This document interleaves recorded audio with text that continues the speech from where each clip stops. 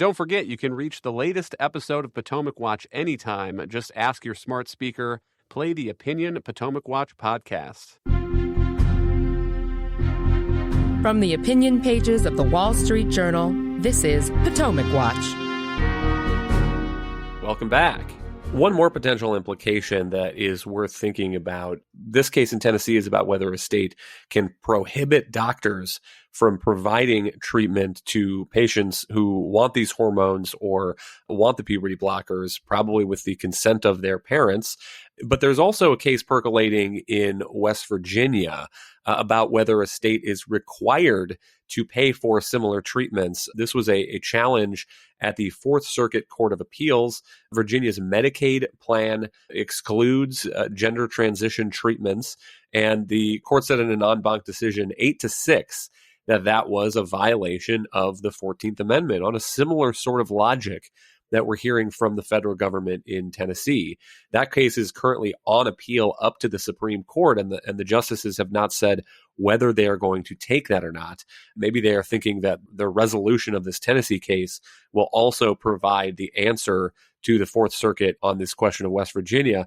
But it does raise the possibility, Alicia, that if Tennessee is not permitted under the 14th Amendment to prohibit this kind of treatment in its borders, there are also other cases circulating that suggest that Tennessee would be required to pay for similar treatments in its Medicaid program.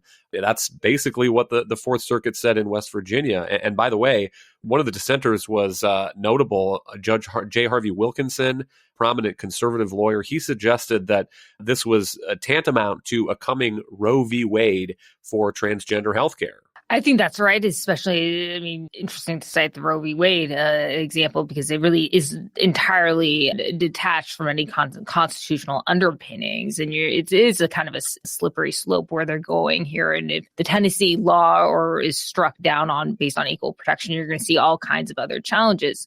The other interesting thing I think about the West Virginia example or case is I don't want to call it a companion case, but a corollary case in West Virginia that also the Justice Department is challenging a state law that would restrict mifepristone, an abortion treatment, because the state basically banned that within its borders, at least for abortion, but not for treatment of miscarriages. And there are somewhat similar issues at play in terms of whether a state can restrict treatment for a particular condition and not others. And traditionally speaking, states have broad leeway and latitude to determine the regulation of medicine and practitioners, and that's what the Tennessee law does.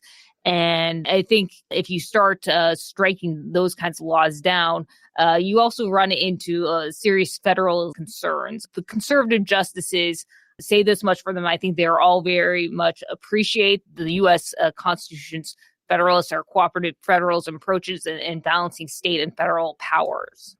Thank you, Alicia. Thank you, Monet. Thank you all for listening. You can email us at pwpodcast@wsj.com. If you like the show, please hit that subscribe button, and we'll be back tomorrow with another edition of Potomac Watch.